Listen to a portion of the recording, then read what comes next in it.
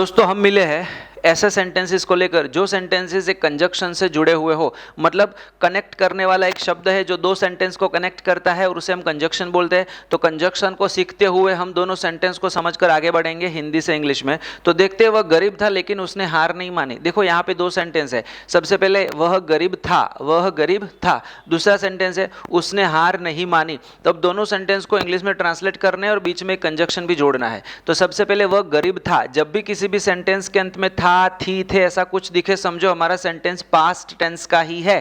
और यहां पे वह गरीब था, उस सेंटेंस में क्रिया नहीं बताइए। देखो इंग्लिश में जब भी कोई सेंटेंस आप लिखो ना या बोलो तो समझना सबसे पहले ये कि क्रिया वाला सेंटेंस है या कि बिना क्रिया का है। तो यहाँ पे वह गरीब था, क्रिया नहीं बताइए। जब भी किसी भी सेंटेंस में क्रिया न बताई हो और कोई पोजीशन या स्थिति बताई हो ना, तो आप टू बी के रूप को लेकर सेंटेंस बना सकते हैं। और पास्ट के टू बी के रूप हमको पता है वॉज या वर है, और वो कर्ता के हिसाब से यानी कि सब्जेक्ट के हिसाब से जुड़ते हैं।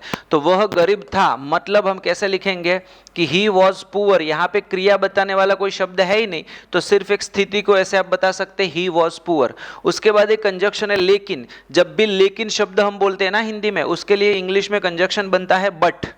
He was poor but.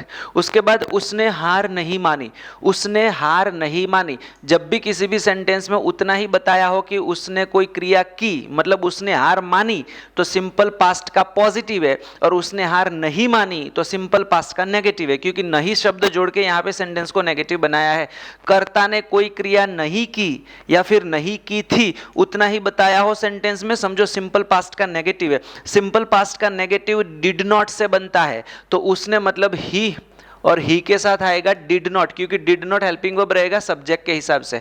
और डिड के साथ क्रिया बताने वाले शब्द का मूल रूप ही जुड़ता है, हम सबको पता है। तो उसने हार नहीं मानी, हार मानना मतलब छोड़ देना, तो उसने नहीं छोड़ा ना, तो he did not give up. He did not give up and full stop आपका सेंटेंस इंग्लिश में है। कहने का मतलब क्या है कि जब एक से ज्यादा सेंटेंस कोई कंजक्शन से जुड़े हुए हो ना, तो हमें देखना है कि सेंटेंस में क्रिया है या नहीं है। अगर क्रिया है तो हम टेंस के हिसाब से, जो 12 टेंस है ना, उसके हिसाब से पॉजिटिव नेगेटिव में चले जाएंगे। यहाँ पे क्रिया नहीं है, सिर्फ स्थिति बताइए कि वह गरीब था, तो उसके लिए हम मेन वर्ब का उपयोग नहीं करते। उसके लिए हम सिर्फ और सिर्फ टू बी के रूप को ध्यान में लेकर सेंटेंस बना सकते हैं और लिख सकते हैं कि ही वॉज पुअर बट लेकिन he did not give up, मतलब उसने हार नहीं मानी। बच्चों कहने का मतलब यह है कि बहुत सारी चीजें मुझे सिखानी है आप लोगों को, लेकिन उससे पहले आपको क्या करना होगा कि मैं हर रोज एक चीज अपने माइंड में रखता हूं कि ये सारे सेंटेंस उन बच्चों के लिए है जो इंग्लिश में सबसे ज्यादा वीक है, और उनकी अगर इंग्लिश इंप्रूव होती है तो मैं मान सकता हूं कि मैंने कुछ सिखाया है।